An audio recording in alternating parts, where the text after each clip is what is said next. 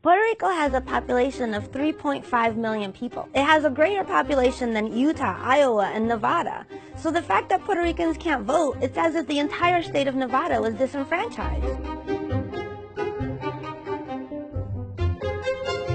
Initially, Puerto Rico was part of the greater attempt to expand the United States beyond the 13 colonies into the west, into the north, into the Pacific. Puerto Rico became a territory of the U.S. in 1898. So Cuba was fighting for its independence, and the United States intervened in that battle. It claimed that it had suffered damages, and part of what it claimed as a recompense from Spain was to get these territories, Puerto Rico, Cuba, and the Philippines. That was a kind of booty of war that the United States acquired. Cuba is granted independence shortly after the Spanish-American War. In the 1940s, the Philippines are granted independence, but Puerto Rico became a territory of the United States, along with the Virgin Islands, which were later acquired from the Danes. So Puerto Rico belongs to the United States, but is not a part of it. The Supreme Court had said that it was foreign in the domestic sense. So it's a possession, it's a property of the U.S., but its residents are not full participants in U.S. society. They don't vote, they don't have the same kind of economic access that U.S. citizens have, they don't have full benefits when it comes to veterans' rights, Social Security, disability, and other U.S. programs.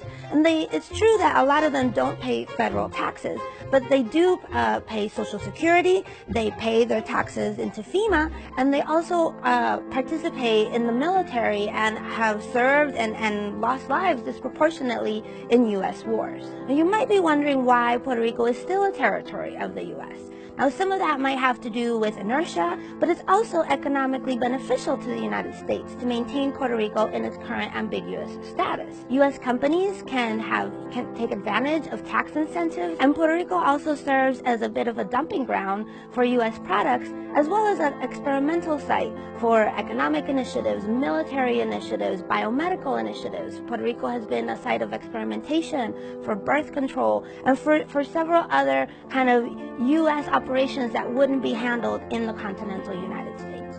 A lot of social scientists and researchers say that there's no such thing as a natural disaster. There might be climatic events, there might even be emergencies, but a disaster is a product of state failure. In the case of Maria, Puerto Rico's disaster is a product of long-standing failure. It's a product of 500 years of colonialism, it's a product of a colonial debt, it's a product of a government that had failed to provide for its citizens, that had failed to pay attention to its infrastructure, failed to prepare, and failed to prevent what is now happening there. The lack of electricity has really dominated the headlines, but simply restoring power is not going to be enough. Puerto Rico needs a full Marshall Plan, a full recovery of its infrastructure, its economy, its livelihood. Because after 6 months of a stagnant economy, you need something more than simply to turn back on the lights. In places like New Orleans after Katrina, there were huge demographic shifts. There were huge transformations in public services, housing, education, public transportation. A lot of government services were gutted, and a lot of the people who were pushed out never able to return. It's important to keep an eye on these processes and to make sure that the same thing doesn't happen in Puerto Rico. Part of the problem with Puerto Rico's political status is that it's unable to imagine a future other than as a shadow of the United States or as a site of profit for U.S. investors. The inability of Puerto Rico to imagine its own future based on what local populations need, on what grassroots activists are fighting for, rather than on what Wall Street needs or the payment of a colonial debt, is part of the biggest problem of Puerto Rico's recovery. So what can you do if you care about Puerto Rico? Well, one thing you can do is to find out about many of the grassroots efforts that are underway on the island and see if there's one that appeals to you and that you want to support and engage with.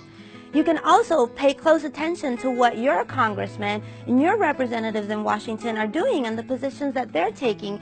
Puerto Ricans on the island can't vote. They don't have a representative with voting powers in Washington. But everyone in the 50 states can put pressure on their representatives to make sure that they make the right decisions when it comes to Puerto Rico.